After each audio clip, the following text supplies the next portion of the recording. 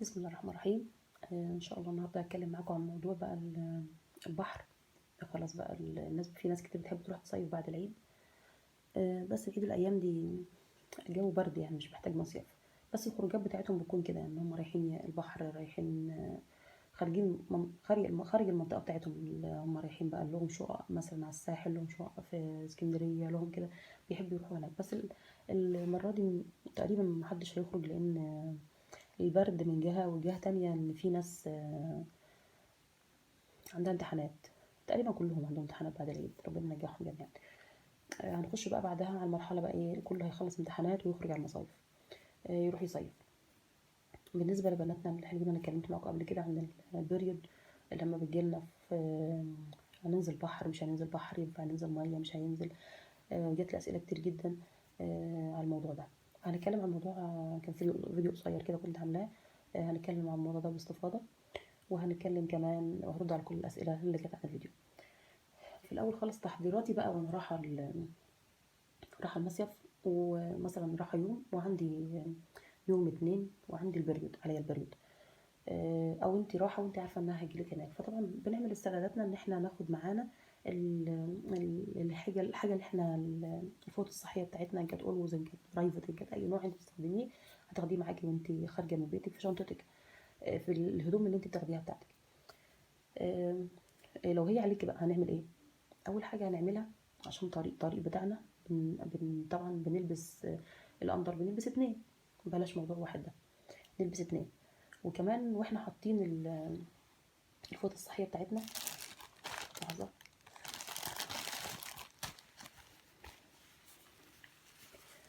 اول يوم لما اجي اتعامل مع الفوطه الصحيه، اول يوم احنا بنستخدم القلوب دي او الزرقاء، اي واحده منهم متوفره بنجيبها. انا سمعت ان برايفل كويسه، ان شاء الله هجربها برضو ونشوفها. انا مش عايزه افتحها برضو، ايه هفتح واحده كده معاكم، بس مش هشيل اللزق من عليها. دي واحده. بصوا بقى هنعمل ايه فيها. طبعا الطبيعي اللي هي الرسمه اللي عليها، ان هو بيقول لك تحطيها كده، شايفين الجهه السميكه والجهه دي. لحظه اهي، الجهه السميكه كل ورا.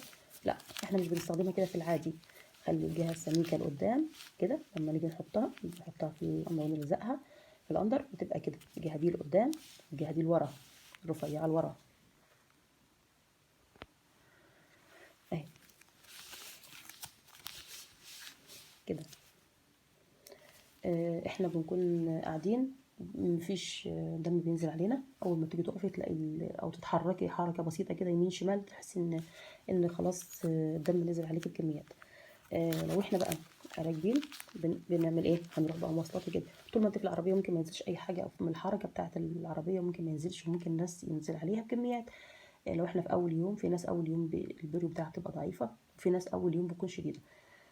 عشان نأمن نفسنا، لو انت رايحه في الفتره الاولى بتاعتها، يبقى هتحطي اتنين جنب بعض كده، بس هنلزقهم من تحت.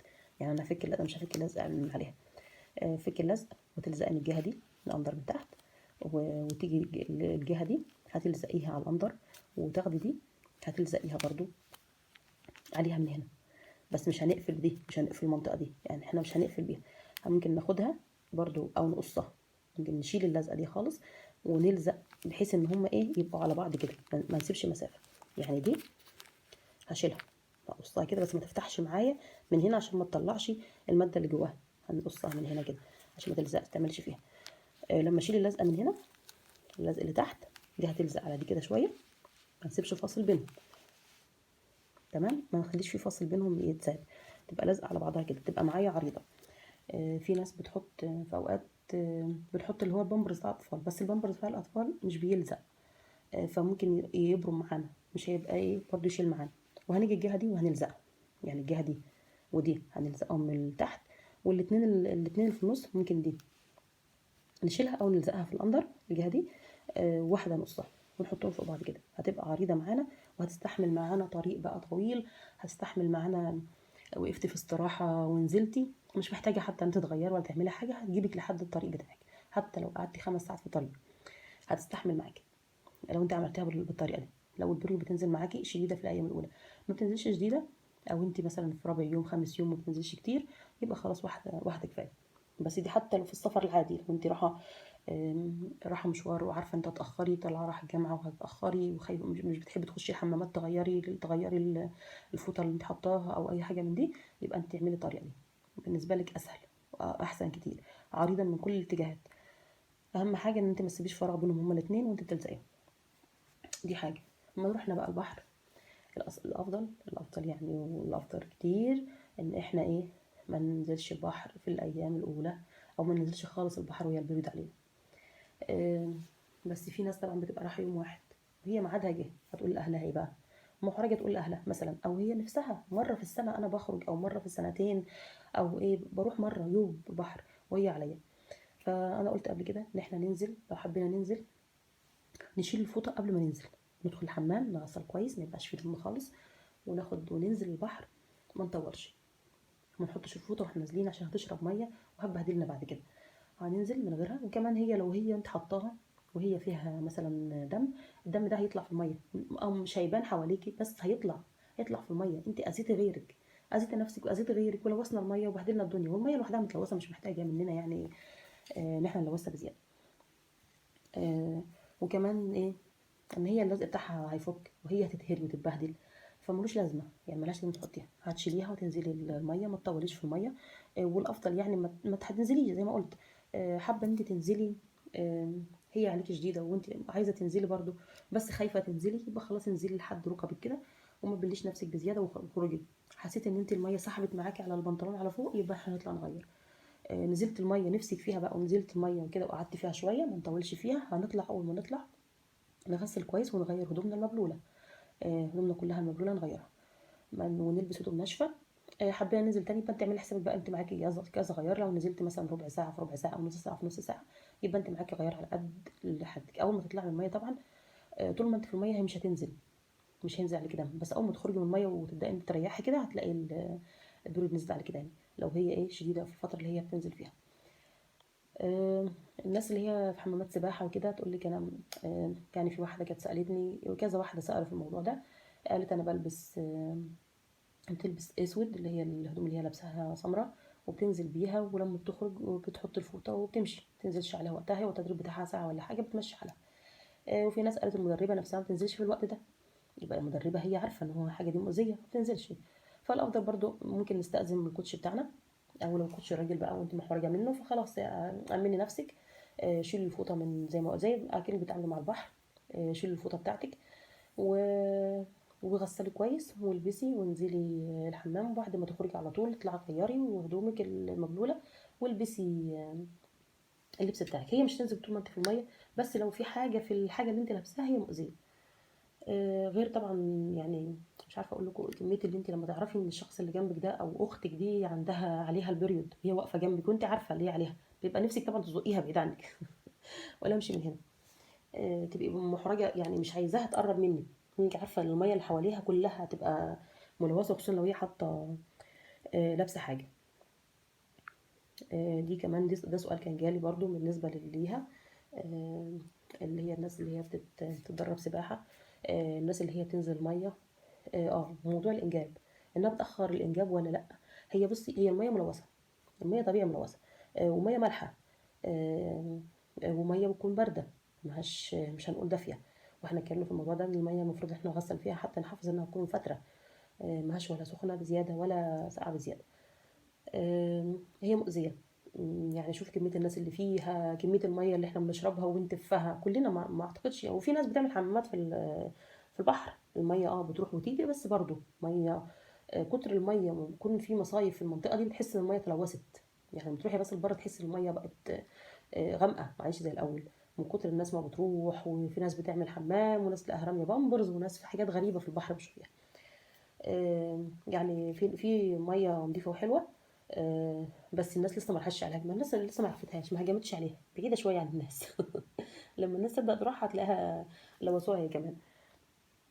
آه، ايه تاني بالنسبه اتكلمنا عن عن البريود. في وقت نزول البحر وكده، التلوث بتاع الميه ممكن تعمل لك التهابات وبكتيريا وحاجات غريبه، ممكن تاذيكي جامد، لان هي طبعا زي ما قلنا ميه مش نظيفه وميه ملوثه. دي حاجه وميه مالحه كمان. الميه بتاعه الحمام السباحه بتكون نظيفه شويه، بس فيها كلور برضو، كلور مؤذي، مش يعني مش صحي يعني للدرجه، مؤذي برضو، فنحاول ان احنا نتجنبه برضو على قد ما نقدر، نحافظ على نفسنا في الفتره دي. كمان كان في موضوع الانجاب. آه يتاخر الانجاب ولا لا؟ هو الالتهابات عموما لها علاج، يعني الالتهابات لها علاج. ان هي ممكن تاخر انجاب، ممكن البريود مثلا تكون عليكي ومشيت مثلا وانت هناك، نزلت الميه قطعت منك وما رجعتش تاني، لا هترجع تاني، ما تخافيش يعني، ما تقلقيش ان هي الموضوع ده، ان هي او البريود اتاخر المره اللي بعدها ما نزلتش، لا ملوش علاقه خالص بيها.